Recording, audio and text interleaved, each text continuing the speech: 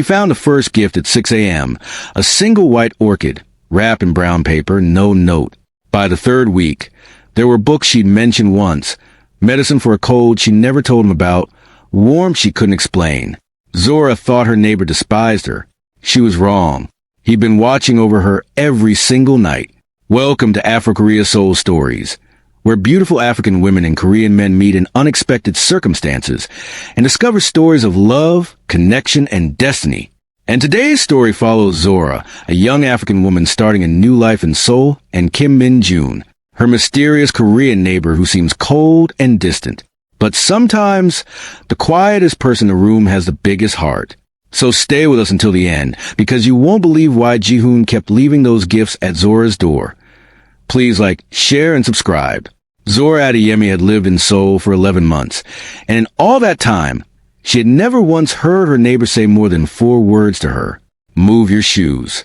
That was the first thing Kim Min-jun ever said to her. The week she moved into apartment 402, directly across the hall from his penthouse-level unit on the top floor of Cheongdam Tower. She'd left her sneakers outside her door, a habit from home, and he'd stepped over them with a look of such cold contempt that she wanted to sink into the marble floor. She'd move them. She'd also decided, right then, that Kim Min-jun was the rudest man she had ever met. It didn't help that he was, by every account, one of the most powerful men in the city. She looked him up after that first humiliating encounter, a habit she wasn't proud of, and found headline after headline. Kim Min-jun, youngest CEO in Haein Group history. Kim Min-jun acquires 3 failing shipping lines in a single quarter. Kim Min-jun declines interview. Again. Photos of him in tailored black suits, his jaw set like stone, his eyes giving nothing away. A man built entirely of edges. She, on the other hand, was nobody important. A structural engineer on secondment from Lagos, sent to consult on a joint infrastructure project between her firm and a Korean construction conglomerate. She had curves she stopped apologizing for years ago, a laugh that came easy and loud, and a habit of humming Afrobeat under her breath when she cooked, which she suspected annoyed her silent, severe neighbor greatly, given the way he sometimes glared at his own door when she did it. For months, that was the sum of their relationship. A nod, maybe if she was lucky. Usually nothing. He left for work before sunrise and returned well after dark, always in that same black car, always alone. She'd started to think of him less as a man and more as a fixture of the building, cold, expensive, immovable. Then the gift started. The first was the orchid.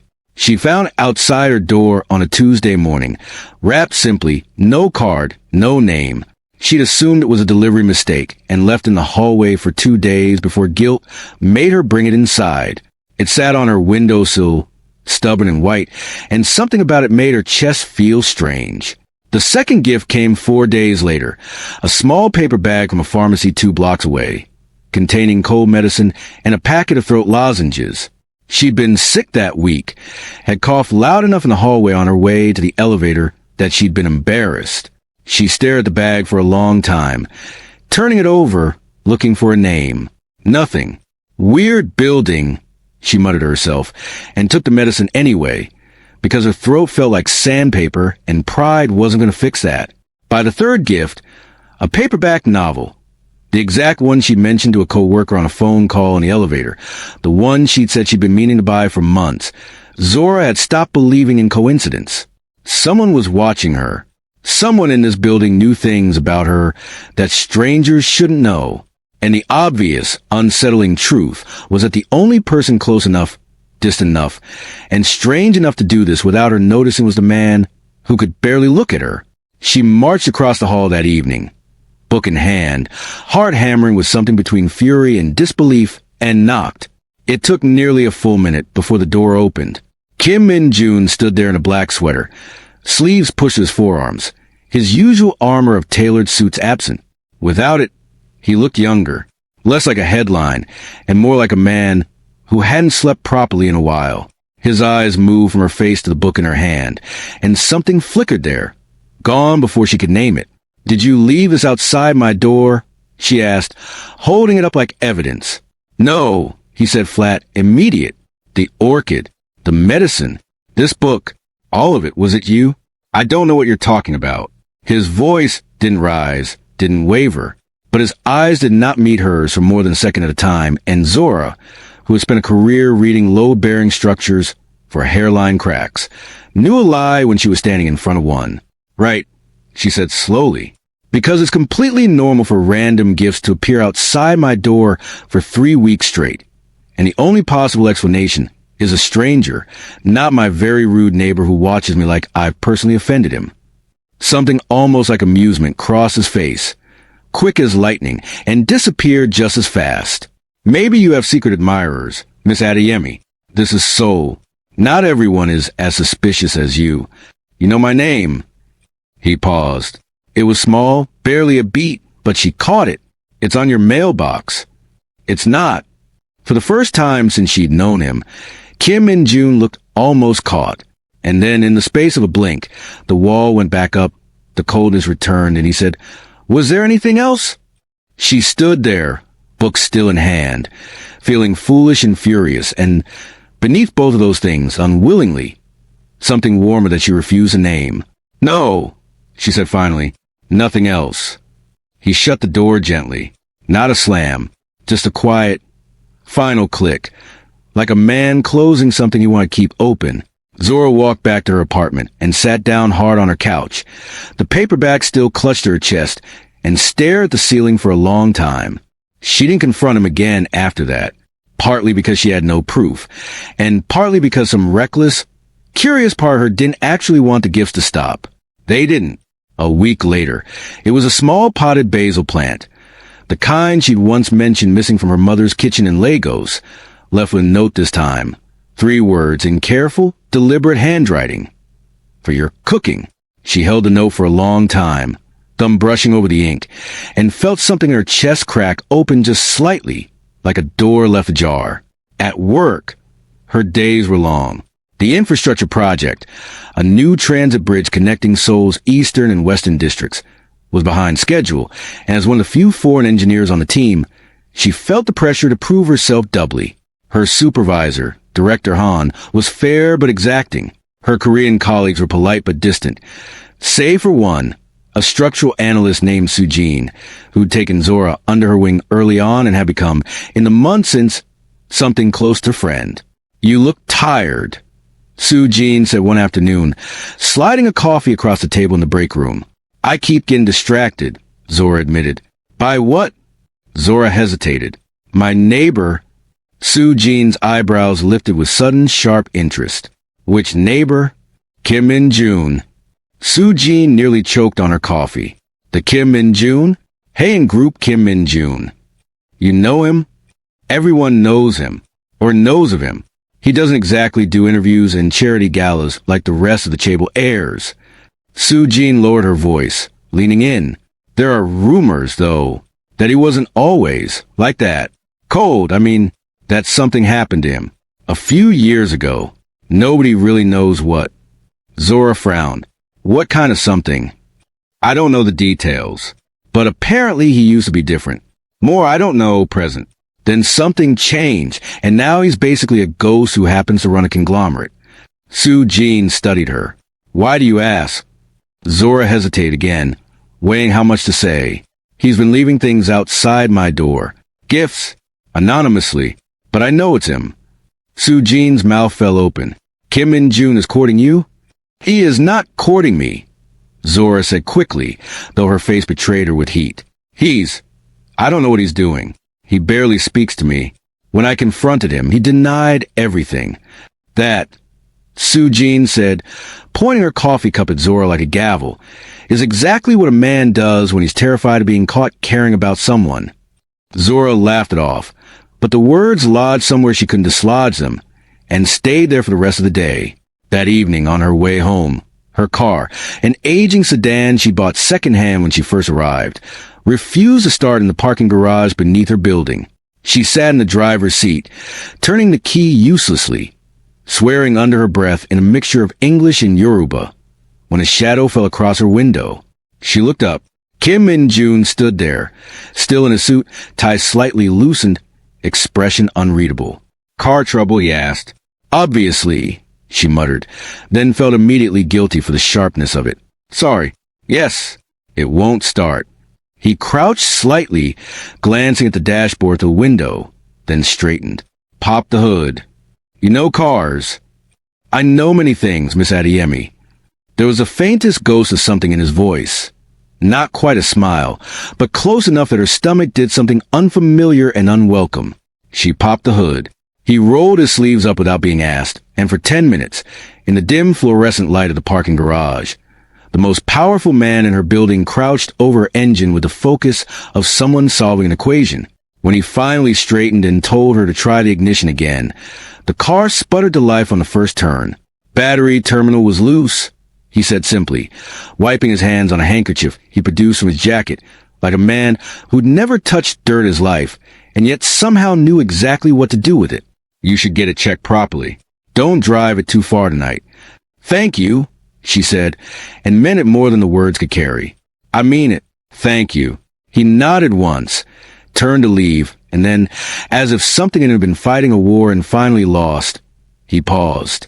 Your throat, he said, not looking at her. Is it better? Zora went very still. How did you know I was sick? Something flickered across his face. Panic, maybe, or the closest thing a man like him allowed himself to show. I heard you coughing in the hallway, he said, too fast. You said before you didn't know what I was talking about, with the medicine. I don't recall saying that. You did, word for word. He looked at her then, really looked, and for one unguarded second, the coldness in his eyes cracked apart to reveal something raw and exposed beneath, something that looked almost like fear. Then it was gone, and the mask slid back into place. Get some rest, Miss Adeyemi, he said, and walked away before she could respond, his footsteps echoing off the concrete long after he disappeared into the elevator. Zora stood beside her car for a long moment, heart racing in a way that had nothing to do with the earlier engine trouble, and thought, he is lying to me, and I am starting not to mind. The weeks that followed blurred into something neither of them named. He never announced himself, never took credit, but the gifts kept coming, small, specific, impossibly attentive. A phone charged of the exact model as hers, after he must have noticed hers fraying at the cord. An umbrella. Left outside her door on a morning when the forecast promised rain that hadn't started yet. A tin of ginger tea after another cough, though she was certain she'd been more careful to hide it this time. She started leaving her door open a crack in the evenings, some reckless hope she wouldn't admit to herself, and sometimes, not always, but sometimes, she'd hear him in the hallway, his footsteps slowing near her door before continuing to zone. They began speaking more. Not long conversations. Min-Jun didn't seem built for long conversations, but small exchanges that accumulated like sediment, layer over layer, until something had quietly, undeniably formed between them. She learned that he drank his coffee black, no exceptions, that he ran at 5 every morning, rain or shine, on the treadmill in the building's gym, because he admitted once, almost against his will, running was the only time his mind went quiet, that he had a younger sister he rarely mentioned and never elaborated on, and that when her name came up even briefly, something old and painful moved behind his eyes. She learned, too, that he watched her more than she'd realized, not in a way that frightened her, though perhaps it should have, but in a way that felt unervingly like being known. He remembered the exact way she took her tea. He noticed when she'd had a hard day at work before she'd said a word about it. He noticed everything, cataloged it silently, and turned that knowledge into small, wordless acts of care that he would never, under any direct questioning, admit to. You're impossible, she told him one night, standing in the hallway between their doors, holding a bag of her favorite plantain chips, imported, expensive, the kind she'd mentioned missing from home exactly once, weeks ago, in an offhand comment she was certain Anne had been listening to. I don't know what you mean, he said, the corner of his mouth doing something that wasn't quite a smile, but wanted to be. You do this, she gestured with the bag, and then you pretend you don't, every single time. Why?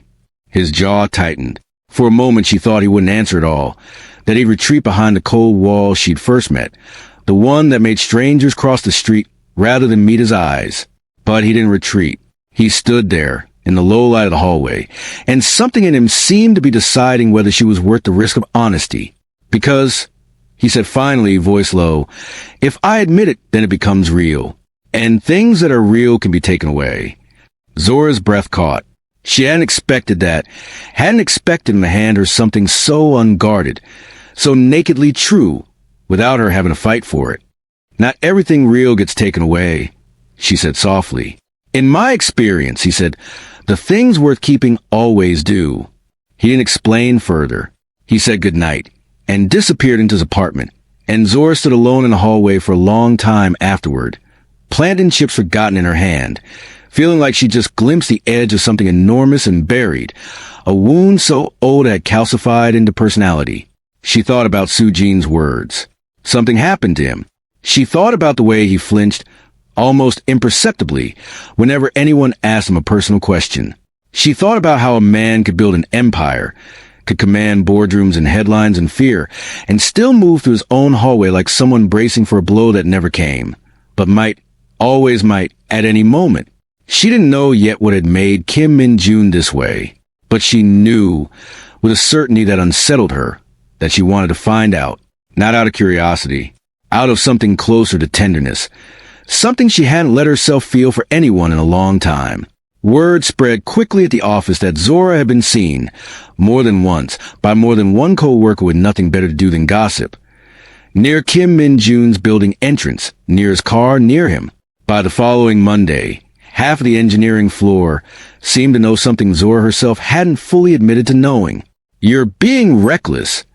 Director Han warned her privately, not unkindly, after a project meeting. Kim Min-jun is not a man people get close to without consequence. Whatever this is, be careful. There's nothing to be careful about, Zora said, though the words felt thin even to her own ears. We're neighbors. Director Han gave her a long, measuring look.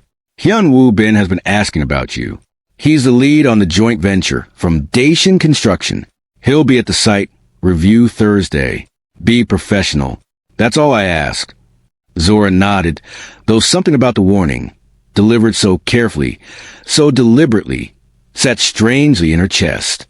Thursday came, and with it, Hyun Woo Bin, tall, polished, charming in the practiced way of a man who'd never once been told no. He found reasons to stand near her during the site walkthrough, complimented her Korean, complimented her work, complimented, eventually, her in a way that made her skin prickle with discomfort rather than flattery.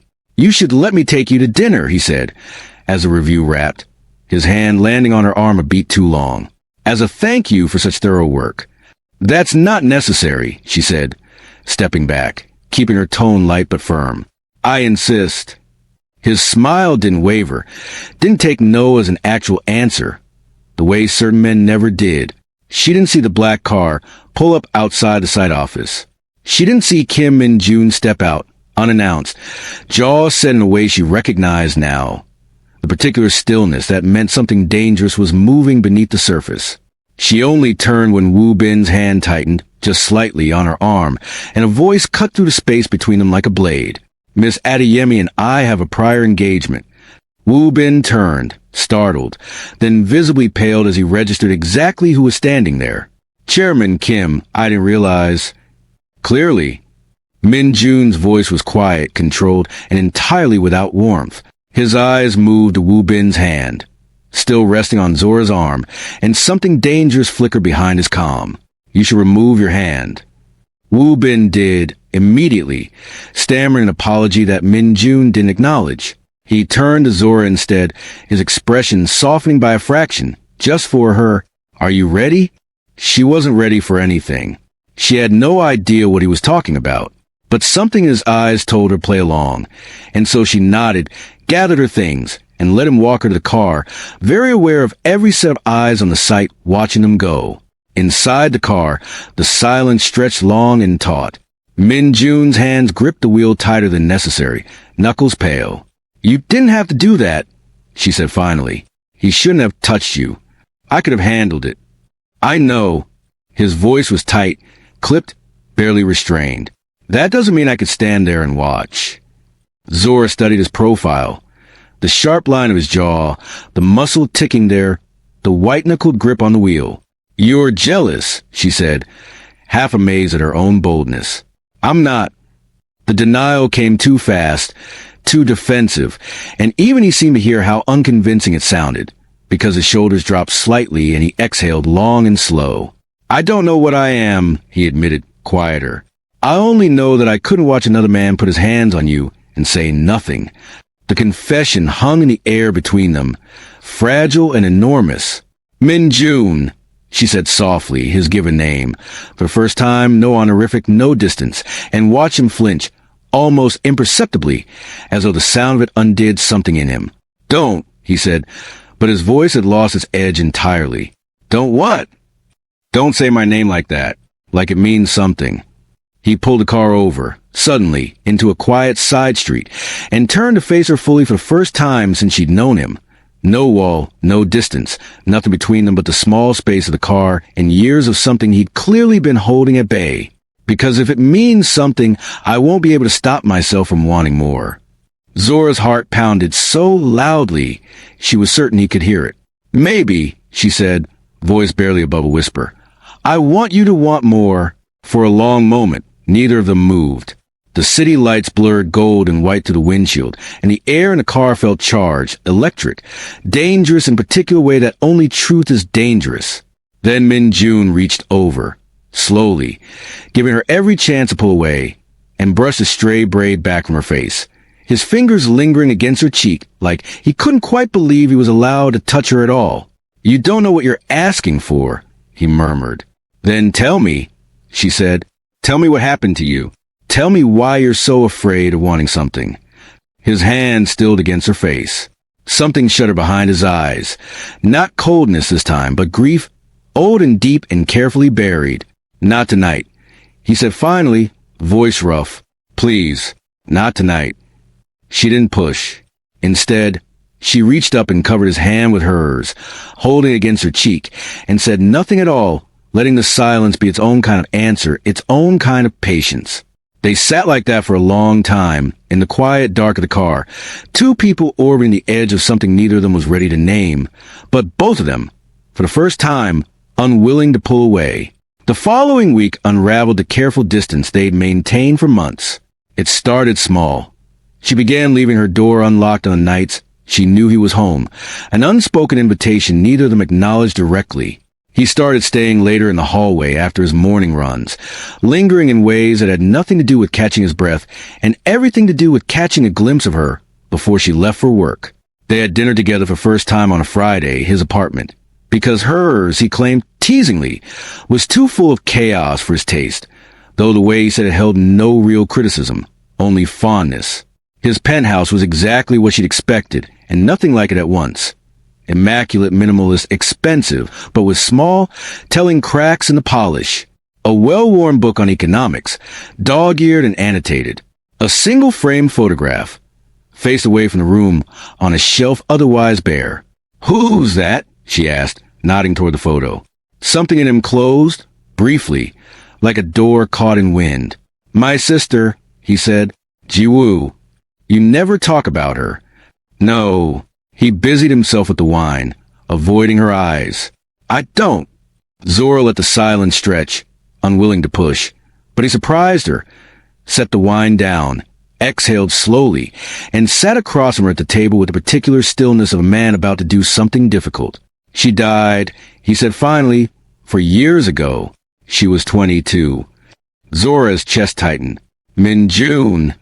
"She was sick for a long time. A rare blood disorder.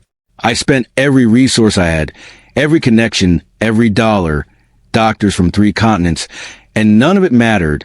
I watched it get smaller and smaller for 2 years, and there was nothing I could buy, nothing I could build, nothing I could do that made any difference at all." His voice had gone flat, controlled, the way a man speaks when the alternative is breaking entirely. "I was supposed to protect her. I had every resource in the world, and it wasn't enough." "That's not your fault," Zora said softly. "I know that. Rationally, I know that." He looked up at her then, and the pain in his eyes was old but unhealed, a wound that had scarred wrong.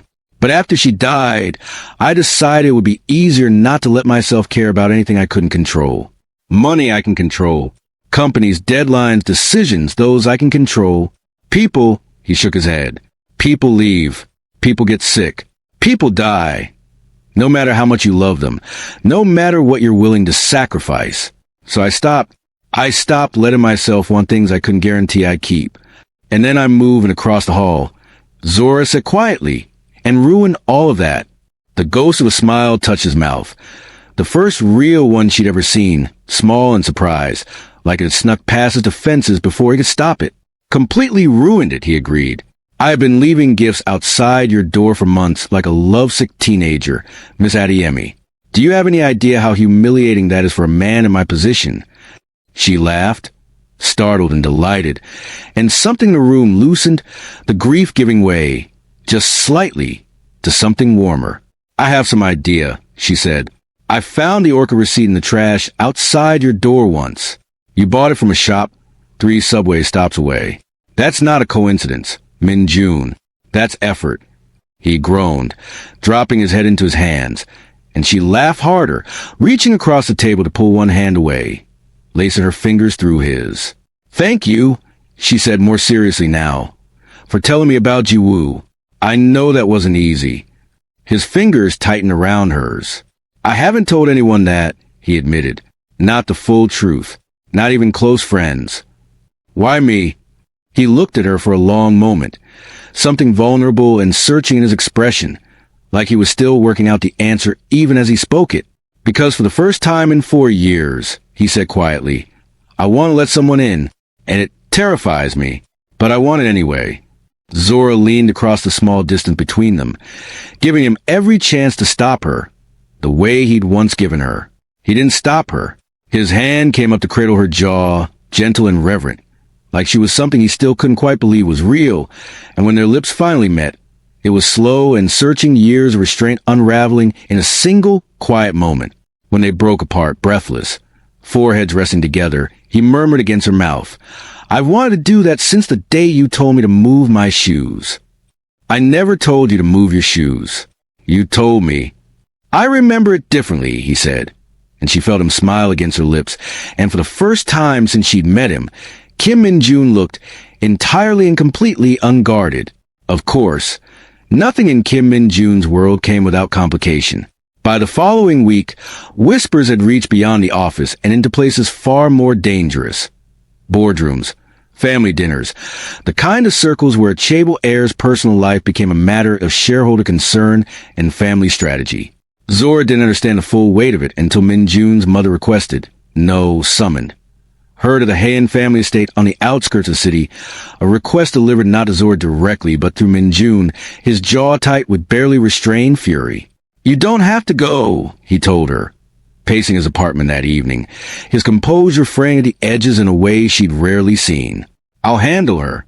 This is not your concern. She's your mother, Min-jun. If this is going to work, I can't hide from her forever. Zora kept her voice steady, though her stomach churned with nerves she refused to show. Let me go.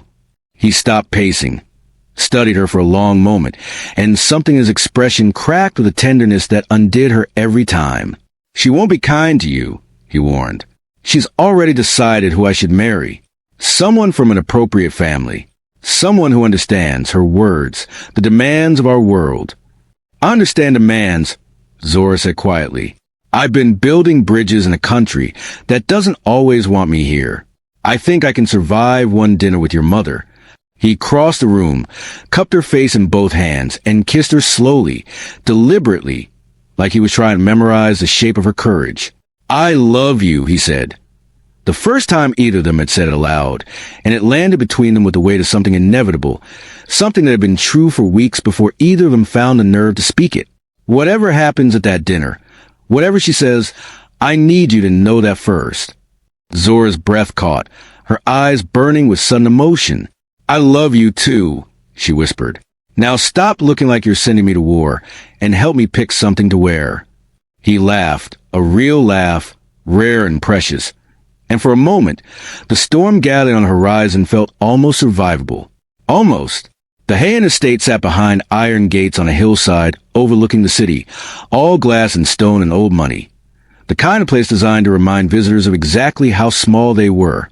Zora walked through its halls with her spine straight and her chin high, refusing to let the opulence intimidate her, though her heart hammered with every step. Kim Min-jun's mother, Madame Cho Hai-rin, was waiting in a formal sitting room, seated with the posture of a queen holding court. She did not rise when Zora entered. She simply studied her, slowly from head to foot, with an expression of cool, clinical assessment that made Zora feel like a structural report awaiting approval or rejection.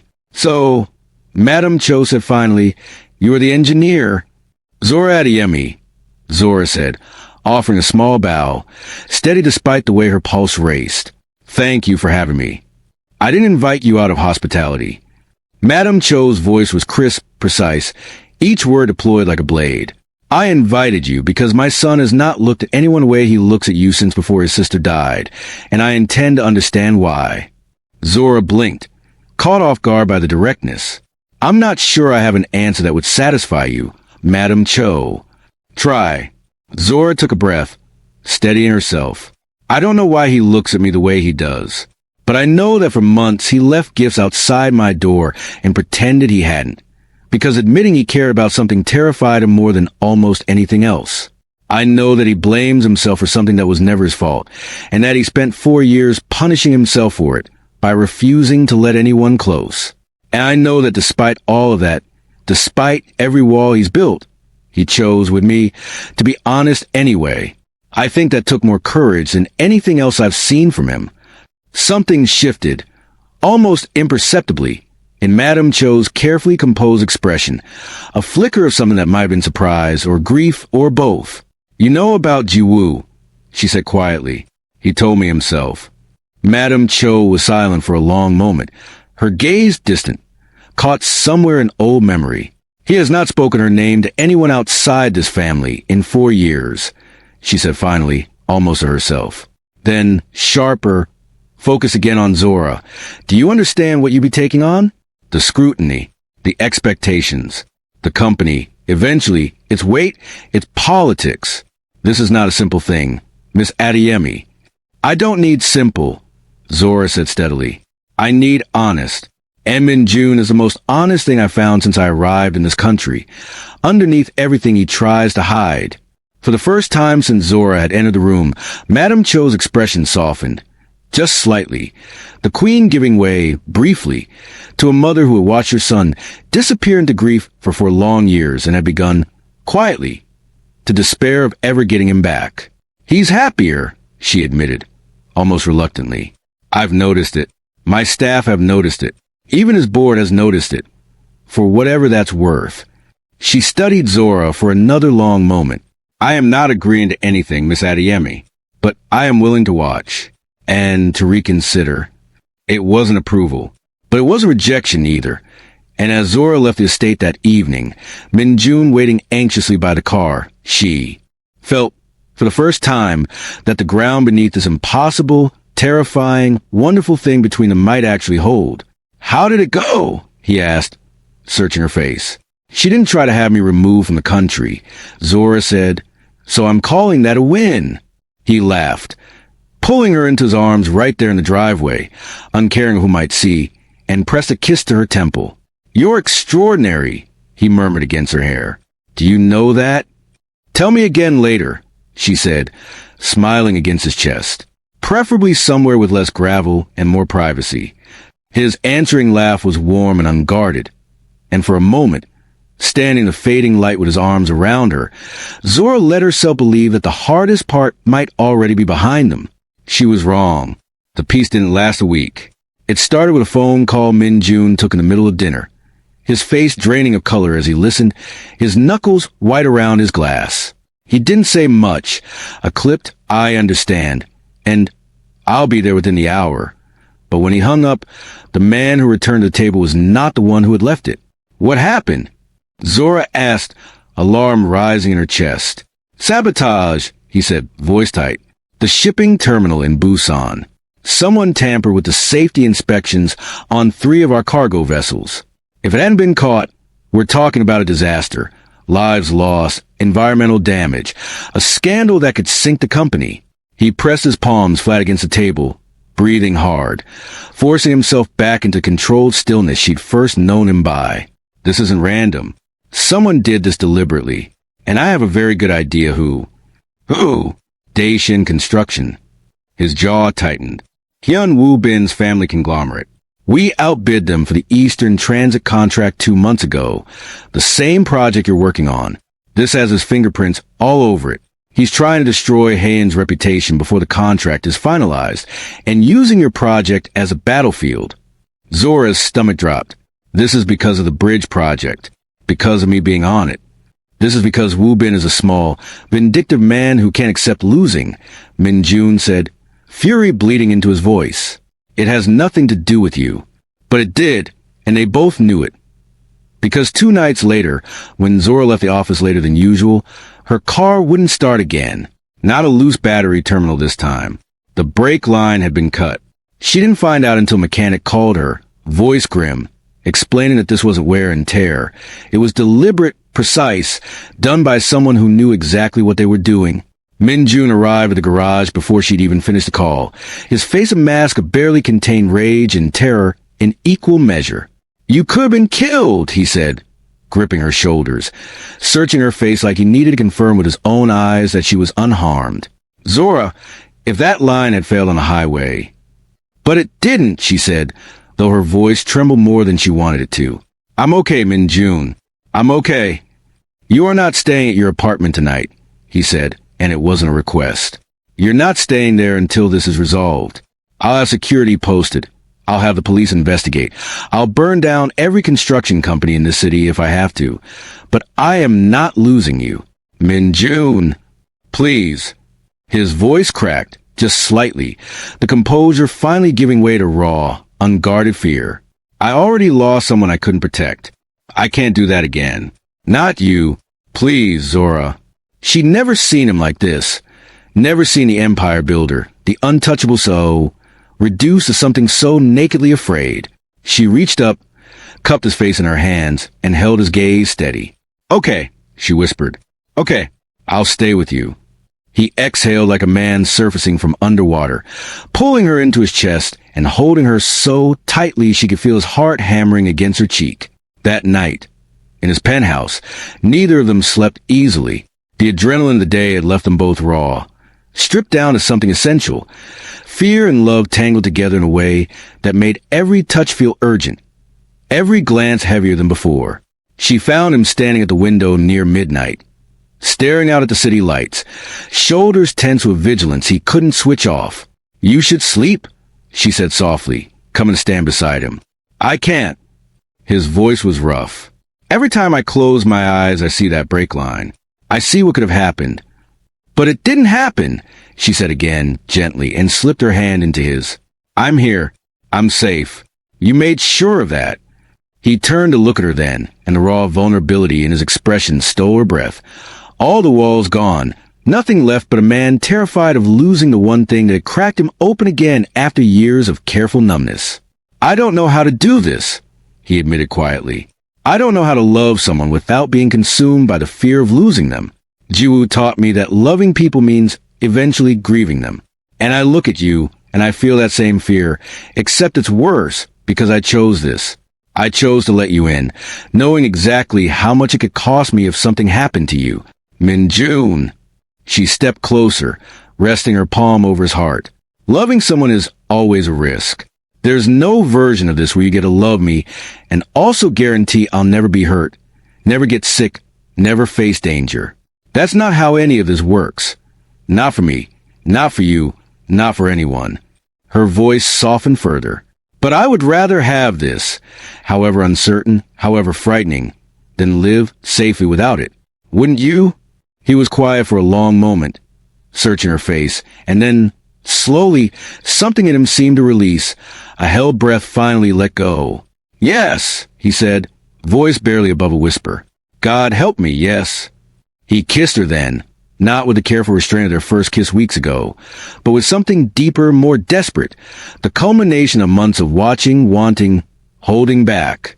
His hands framed her face like she was something infinitely precious, and she melted into him, into the solid warmth of his chest, into the steady thrum of his heartbeat beneath her palm. Zora, he murmured against her lips, I need you to know, this isn't just a night, this isn't fear talking. I want all of it. I want mornings and arguments and every ordinary, unremarkable day you're willing to give me. Then take them, she breathed. Take all of it. I'm not going anywhere.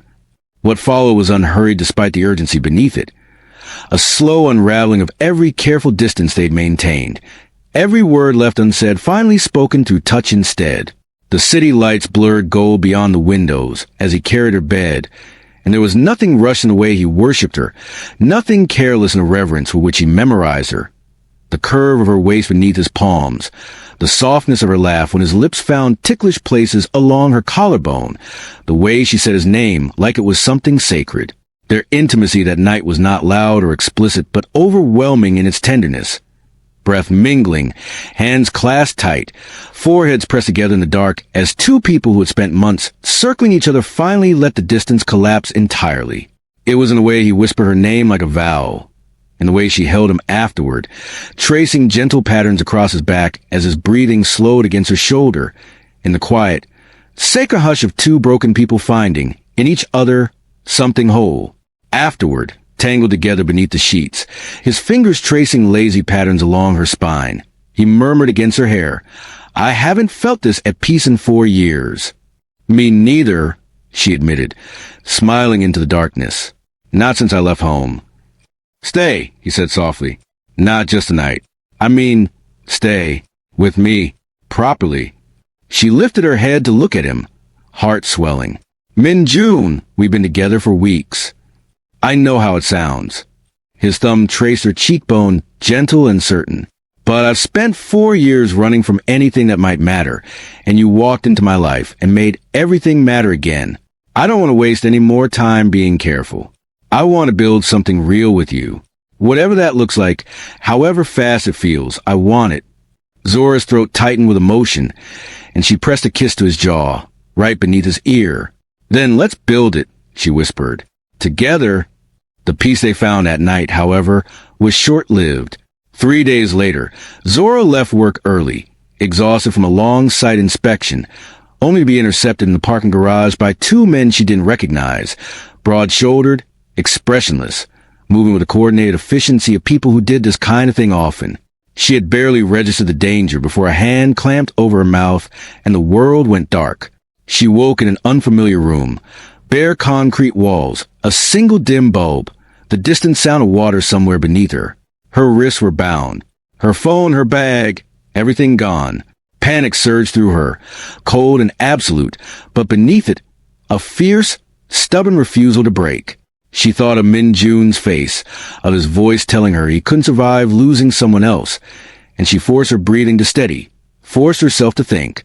She didn't know how long she'd been there when the door finally opened, and Hyun Woo-bin stepped through, his polished charm entirely absent, replaced by something colder, more desperate. "You should have taken the dinner invitation," he said, crouching in front of her. "None of this would have been necessary." "You cut my brake line," she said, voice steadier than she felt. "You sabotaged Haen's ships. People could have died, Woo-bin. Business is business." He snapped, though something in his eyes betrayed the lie. The frantic edge of a man in far over his head, whose family's company was hemorrhaging money and credibility, who'd gambled everything on desperate, escalating sabotage and lost. "Kim Min-June took everything from my family. The contract, the shipping deal, now you. I just need enough leverage to make him back down from the transit bid. That's all this is." "He'll never back down," Zora said. "And when he finds me, and he will find me, there won't be anything left of your family's company to salvage." Something flickered across Woo-bin's face. Fear, finally, cutting through his bravado, but he masked it quickly, straightening, retreating toward the door. "Let's hope, for your sake, that he's reasonable," he said, and left her alone in the dark once more. Min-June had never known terror like the terror of Zora's phone going straight to voicemail, over and over, as the hours stretched from concerning to catastrophic. He tore through every resource at his disposal. Private security, contact in the police department, favors called in from every corner of his empire, his composure fracturing more with every passing minute. "Find her," he told his head of security, voice raw, hands braced against his desk as though it were the only thing holding him upright. "I don't care what it costs. I don't care whose toes we step on. Find her now." It was Soo-Jin, ironically, who provided the first real lead, a frantic call to Min-June's office after Zora missed their planned dinner. mentioning offhandedly that Wu Bin had been unusually insistent about Zora attending a site meeting alone that afternoon, a meeting that, upon investigation, didn't actually exist on any official schedule. Min Jun's blood ran cold. Within the hour, his security team had traced Wu Bin's recent movements to an abandoned warehouse complex on the city's industrial outskirts, the kind of place a desperate, cornered man might use as a last resort. "I'm going," Min Jun said, already moving, adrenaline burning through the fear. "Chairman Kim, let the security team handle." I said, "I'm going." His voice left no room for argument.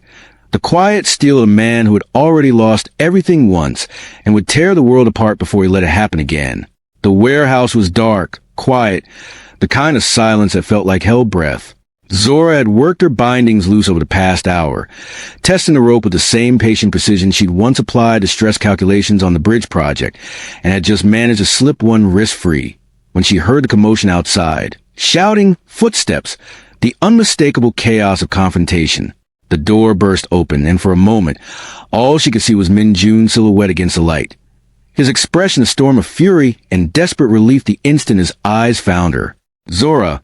He crossed the room in 3 strides, dropping to his knees to free her remaining bindings, his hands shaking as they worked. "God. Zora, you hurt? Did he hurt you?"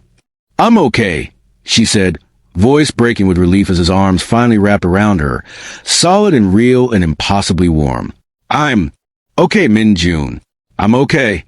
Outside, she could hear Wu Bin's voice, panicked and pleading, as Min Jun's security team restrained him, the sound of the scheme finally thoroughly collapsing. But none of it mattered in that moment. Not with Min Jun's arms around her, his face buried in her hair, his whole body trembling with the aftermath of terror finally released.